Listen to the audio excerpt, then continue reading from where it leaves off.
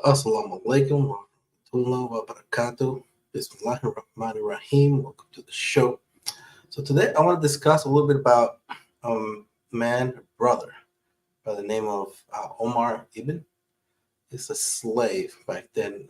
They found his biography a few years ago, about seven, that kind of challenges the whole narrative of how supposedly the slaves that were being taken from Africa are just all uneducated, had no religion, had no culture on there. So a little touching story about, I guess you could say, the real story of the United States. So yeah, let's dive right in.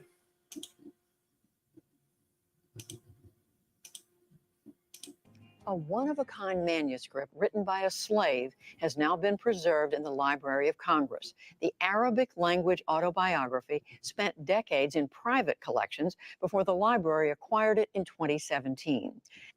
Private collection. I wonder how long. Like, why would you hold something like that? It's just. I mean, I guess because he was quote a slave, so I guess they figured, he was property, so all his property was their property as well. Disgusting. Now it has been digitized for the world to read. And Amna Nawaz reports on the manuscript's remarkable journey for our ongoing arts and culture series, Canvas. Born and raised in West Africa, Omar ibn Said was 37 years old when he was kidnapped and taken to America as a slave in the 1800s. And that's another thing, because the narrative so they were younger and everything. 37. So pretty old. Can you imagine? I mean, you're not in your prime or anything. So you're going from that age to the harshest condition imaginable. Goodness. Before I came to the Christian country, my religion was the religion of Muhammad.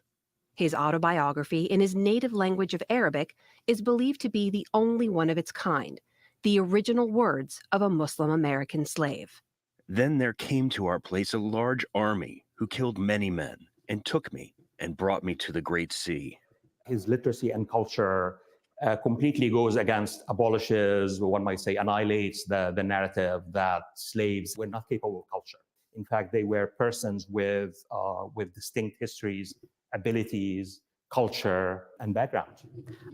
And a religion, the religion of Islam, believing of worshiping one God, which also is a religion of abolishing slavery. And then he became a slave and was taken to the Christian country. The country was all about slavery. Allah al-Rais has studied and translated the words of Omar ibn Said. They sold me into the hands of the Christians, who bound me and sent me on board a great ship, and we sailed upon the Great Sea a month and a half, when we came to a place called Charleston. He was wealthy, and he was highly educated, because in his autobiography he speaks about spending 25 years studying. Mary. Can you imagine?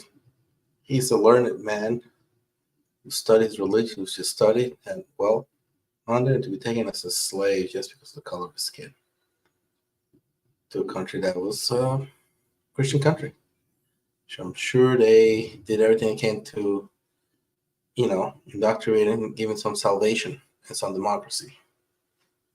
Mary Jane Deeb is the chief of the African and Middle East Division at the Library of Congress, where Ibn Said's manuscript now lives. So there was a man who's caught at the age of 37, and shipped off to South Carolina in a country he doesn't know, among people whose language he doesn't know. Ibn Said wrote he was sold to a, quote, small, weak, and wicked man called Johnson. After years of abuse, he fled, but was caught in North Carolina. He is then captured. Sure. I mean, come on, let's be serious about it. The majority of people, everybody in power, they're all weak men. I mean, every time there's a collapse, like they're the first ones to go. All the royalty, I mean, the French ate the royalty. They're weak men. They've always been weak, pathetic men. For some reason, that's who we cling to. Look at our president right now. It's feeble. and brought to a jail cell. And he begins to write on the walls of his jail cell in Arabic. So that attracted attention of pretty important people, because the man who ends up buying him and releasing him from jail was the brother of the governor of North Carolina. Over time, Ibn Said converted to Christianity. In his 60s, he wrote his own story, but only in Arabic. Yeah, I can only imagine what it took. I guess the indoctrination of it. I guess the need to belong. I mean, you imagine he was imprisoned because he fled from being owned illegally by somebody who's from a religion that's a sin, brought into quote a country believes it's not a sin. It's actually completely okay, and God is okay with it. What it must have taken for him to convert to that religion, be completely okay with it. It's amazing. It's written in Arabic, and so his masters could not really read it at all. They could not really influence its writing. And so it was really his exact words, unfiltered by the machinery of the editorship of masters and abolitionists, as other slave narratives were. A machinery, Al-Rayas says, erased countless narratives, including the fact that up to 20% of Africans enslaved in America were Muslim. Ibn Said, in fact, chose to open his autobiography with a verse from the Quran. The crux of this Quranic chapter is that it's only God who has the possession and the ownership, both of human beings and of things. And therefore, it seems to me a kind of a hidden text, what Omar is. Of course, not in Christianity. Own as many slaves as you want. Rape, pillage, and destroy. Because God has already, saved everybody from sin. I guess, I don't know. Is saying is that you guys have no right to own me here.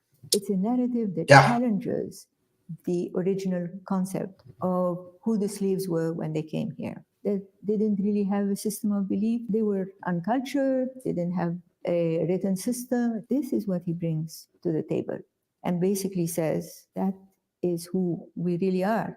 But before those pages written by Omar ibn Said could be shared with the rest of the world, conservators here at the Library of Congress worked for months behind the scenes to bring those pages back to life.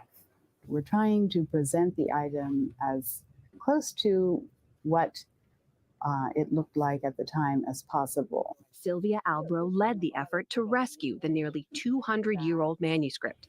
The materials themselves, she says, tell us even more about the life of Omar ibn Said.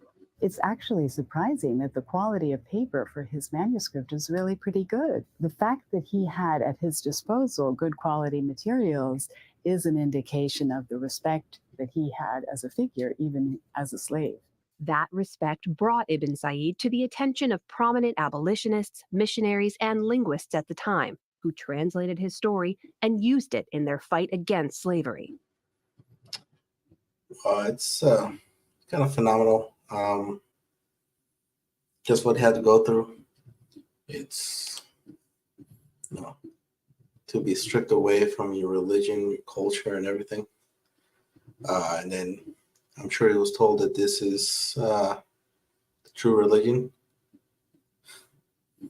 I don't know what he would have to, what was in his mind, what he had to go through to give up, to say no to become a kafir, really.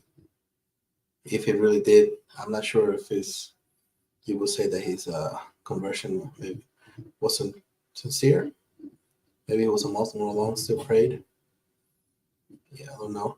May Allah forgive him, and may he have eternal paradise in Jannah.